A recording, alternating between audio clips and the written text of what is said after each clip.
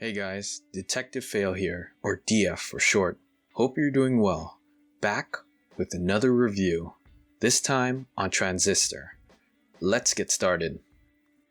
You play as a young female protagonist by the name of Red, who has recently lost her voice, and finds herself alone with a greatsword nearby who can communicate with her. And together, the duo will need to work alongside one another as they combat robotic enemies called the Process, discover what has befallen their city, how to recover her voice, and unravel the mystery behind the Process.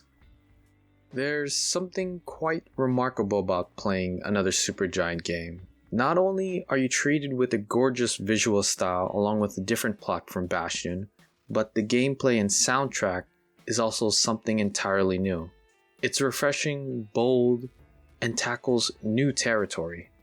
For combat, it's more tactical, and you can attack in real time or use a special mode called Turn that allows the player to create a zone where enemies are frozen, and you can queue attacks and configure your direction to attack one or multiple enemies.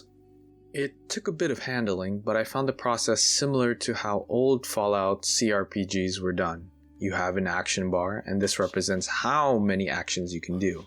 Any movement, evasion, and abilities used will decrease the bar, so plan carefully. I found the feature very strategic in that there are a multitude of ways to attack your enemies, with backstabs rewarding you with more damage and equipping different skills.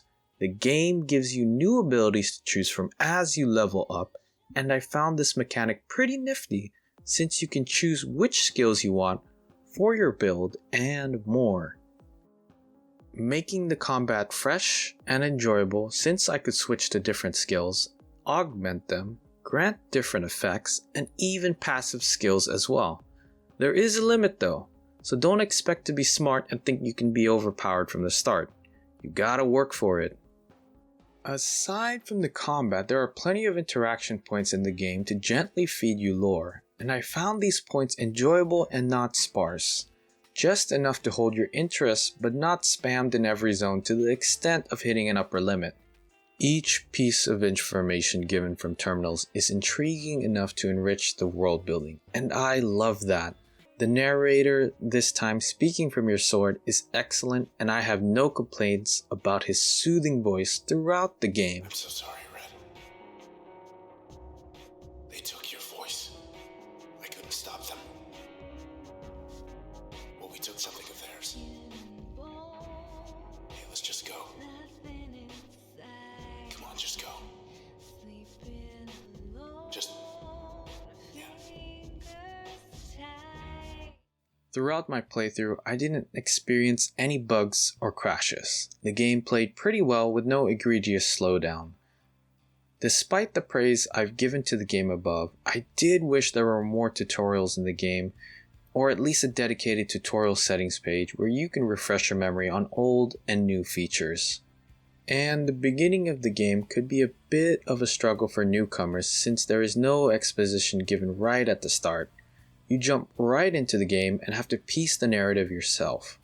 This isn't a problem for me, but for others I feel it could have been tweaked a bit more to provide some context on the world and to make the players become more invested in Red's character in the beginning. But it's just a minor critique. Beyond that, I feel the game is a unique take on a different theme the developers wanted to tackle than their previous work. I was impressed at how the beginning, middle, and end finally coalesced, and the themes demonstrated here I feel were executed strongly. I rarely see this theme in other video games, and I could only recall one film that displays the theme in a similar vein, but I won't say any more due to spoilers. You'll have to play the game to find out. Just know I found the story and ending to be very well done.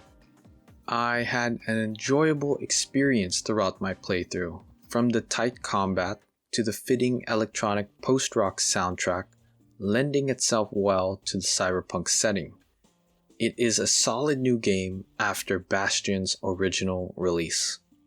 And I can't believe it took me years before I finally got around to it.